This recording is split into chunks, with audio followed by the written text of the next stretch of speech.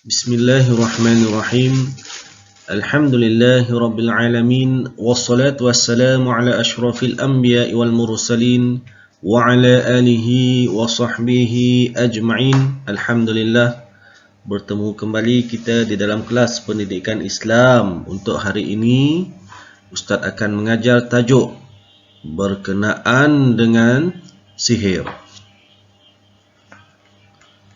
Pernahkah murid-murid mendengar berkenaan dengan sihir?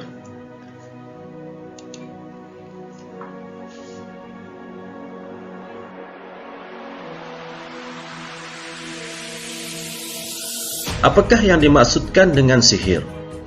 Sihir ialah ikatan jampi dan perkataan yang diucapkan, ditulis atau dibuat bentuk sesuatu. Sihir mendatangkan kesan dan akibat buruk terhadap tubuh badan, hati atau akal orang yang disihir tanpa menyentuhnya secara langsung. Sihir ini boleh kita rumuskan adalah sangat berbahaya.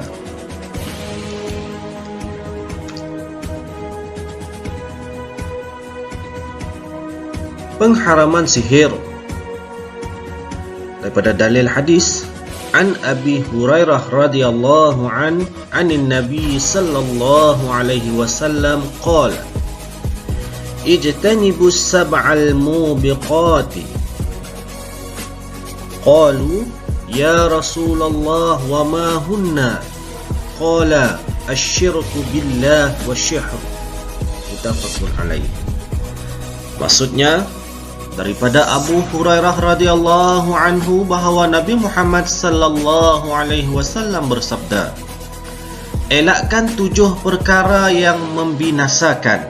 Mereka bertanya, wahai Rasulullah, apakah itu? Nabi Muhammad sallallahu alaihi wasallam bersabda, syirik kepada Allah, sihir. Muttafaqun alaih. Di sini dalil nakli yang menerangkan kepada kita mengapa diharamnya sihir.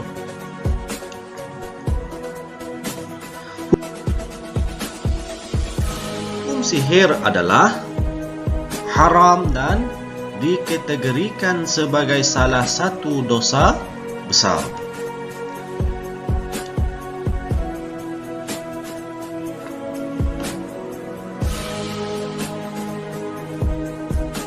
Kesan perbuatan sihir dan tindakan untuk menjauhinya. Yang pertama, mari kita lihat kesan sihir dahulu.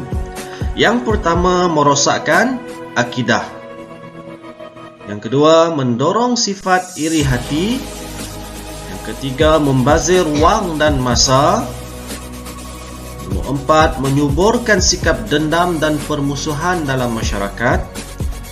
Nombor 5, dimurkai Allah. 6. Malas berusaha.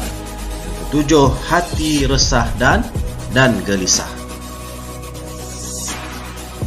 Mari kita bincangkan kesan yang pertama, merosakkan akidah. Mengapa dikategorikan ataupun dikatakan boleh merosakkan akidah?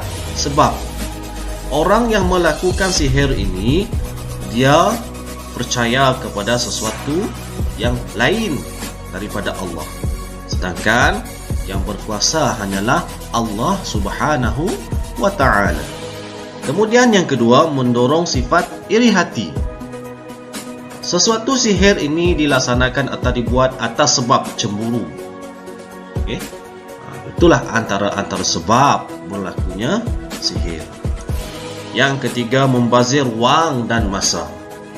Mengapa dikatakan membazir wang dan masa? Kerana orang yang hendak menggunakan hikmah sihir ini, dia mengupah bomoh atau orang yang boleh melakukan sihir dengan wang. Keempat, menyuburkan sikap dendam dan permusuhan dalam masyarakat.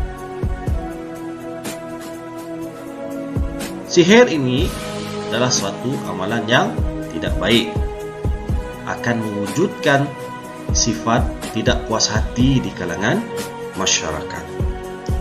Kemudian, sihir adalah satu perkara yang sangat dibenci oleh Allah Subhanahu wa Ta'ala.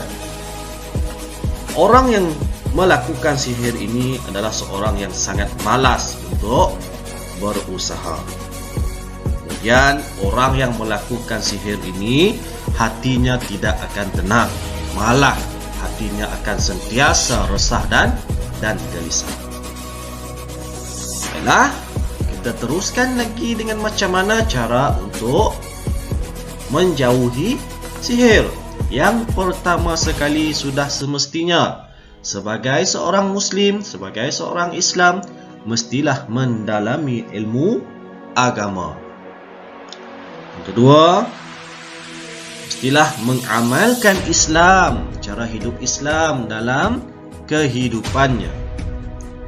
Yang ketiga, berusaha dengan gigih untuk mencapai sesuatu. Dan yang keempat, membanyakkan berdoa memohon perlindungan dari tipu daya iblis dan syaitan. Semestinya sebagai seorang Islam, sebagai seorang Muslim, kita wajib untuk mendalami ilmu agama supaya kita boleh membezakan yang baik dan yang tidak baik. Yang kedua, mengamalkan Islam. Jangan hanya beragama Islam tetapi tidak mengamalkan kehidupan Islam. Contohnya, Allah perintahkan kita untuk menutup aurat, tutuplah aurat. Allah perintahkan kita untuk beribadat, beribadatlah kepada Allah. Kemudian, sebagai seorang Islam, sebagai seorang yang baik akhlaknya, berusahalah dengan gigih untuk mencapai sesuatu, bukan dengan menggunakan sihir untuk mendapatkan sesuatu. Dan seterusnya, sebagai seorang Islam, sebagai seorang Muslim, banyakkan berdoa memohon perlindungan daripada Allah Subhanahu wa Ta'ala. Baiklah, Ustaz rasa sampai di sini saja kelas kita pada